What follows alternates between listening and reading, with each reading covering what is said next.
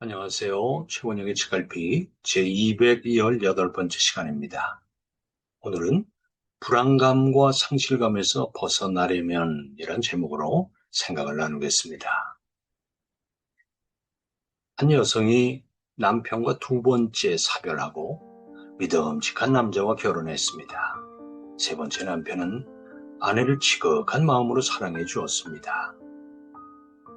그런데 행복에 겨워야 할 부인은 어쩐 일인지 몸은 더 약해지고 얼굴마저 날이 갈수록 초췌해졌습니다.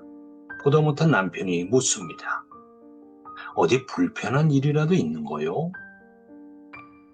그러자 부인은 단지 마음의 병이라고만 말했습니다. 이에 남편은 자기가 잘못해서 그런 게 아닐까 해서 내가 어떻게 사랑해주면 되겠냐 이렇게 묻자 부인의 답은 이러했습니다.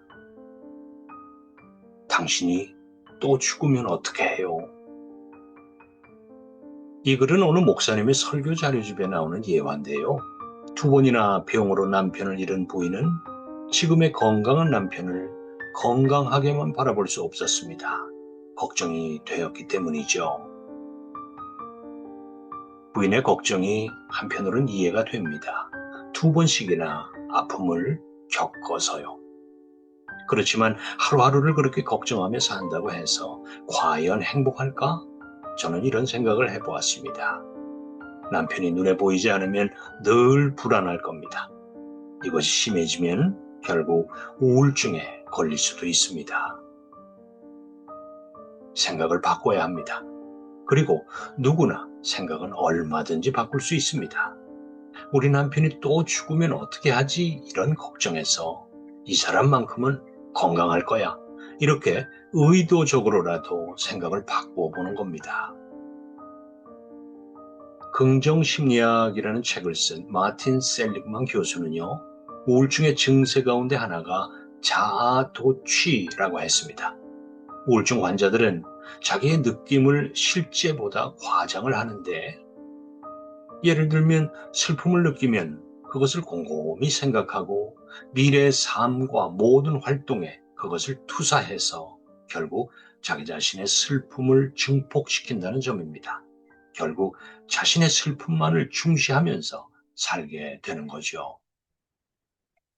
그렇지. 그러니 그런 감정에서 한 발자국도 벗어나지 못한 채 그 감정에 파묻혀서 불행한 삶을 살 수밖에 없습니다.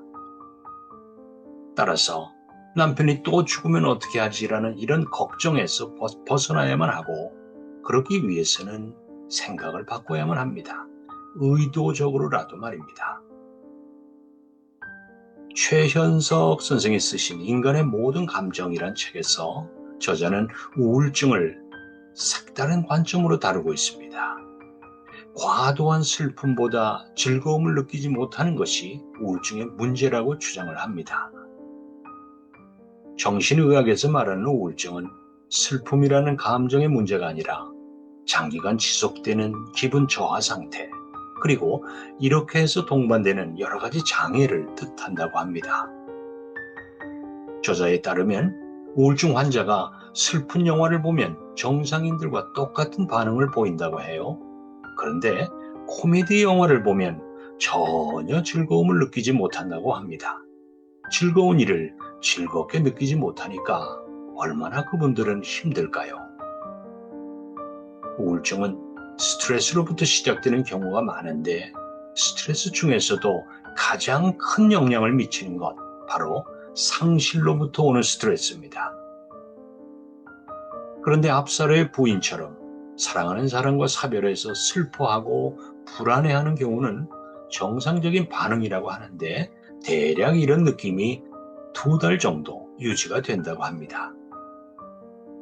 그런데 만약 이런 슬픔이나 불안감, 걱정이 너무 오래 지속이 돼서 자기가 잘못했다는 죄책감에 시달리거나 환각 증상이 동반되어 일상생활이 어려울 정도가 되면 그때 우울증이라고 진단한다는 점입니다. 이 정도가 되면 이런 생각이 든다고 합니다. 나는 살 가치가 전혀 없는 사람이다. 내 미래는 암담해. 세상은 너무 이기적이고 적대적이어서 살아가기가 너무너무 힘들다. 이렇게 부정적인 생각에 빠지면 이제 모든 일에서 의욕을 잃게 됩니다. 즉, 무기력해지는 겁니다. 살다 보면 불쑥불쑥 걱정거리나 불안감이 들곤 할 때가 있죠. 괜찮습니다. 정상입니다. 걱정이 되면 걱정하면 되고, 불안하면 조금만 더 조심하면 됩니다. 그게 자연스러운 현상이고 반응입니다. 그렇지만 그게 너무 오래 지속이 되어서 어떤 일도 할 수 없을 만큼 무력감에 빠진다면 그때는 경계하셔야 합니다. 무력감에 빠지면 지금 이 순간을 즐겁게 살아갈 수가 없고, 자기가 존재하는 이유를 상실한 채 불행한 삶을 살게 되기 때문입니다. 또한 자신의 불안감을 극복하지 못하면 불안감을 겪고 있는 어떤 사람에게도 어떤 도움도 줄 수가 없죠. 내 고통이 누군가에게 희망이 되기 위해서는 반드시 지금의 내 고통을 딛고 일어서야만 합니다. 그러려면 고통을 바라보는 시선을 바꿔야만 합니다. 일부러라도 긍정적으로 생각을 바꾼다면 조금은 우울감에서 벗어나실 수 있을 겁니다. 우리가 꼭 기억해야 할 두 가지가 있습니다. 첫째는 우울감이 나를 지배하게 놔둬서는 안 된다는 점입니다. 왜냐하면 내 삶이 불행해지니까요. 두 번째입니다. 그렇지만 내가 우울감과 불안감을 지배할 수 있다는 점, 그리고 그것에서 벗어나는 지름길, 그것은 의식적으로라도 긍정적으로 밝은 미래를 생각해야 한다는 점입니다. 네, 오늘 최원영의 책갈피 218번째 시간, 불안감 그리고 상실감에서 벗어나기 위해서 우리가 어떻게 해야 할까, 이런 고민을 여러분과 함께 나누었습니다. 요즘 많이 무척 덥습니다. 건강 잘 챙기시고요. 다음 주 월요일 또 반갑게 뵙겠습니다. 고맙습니다.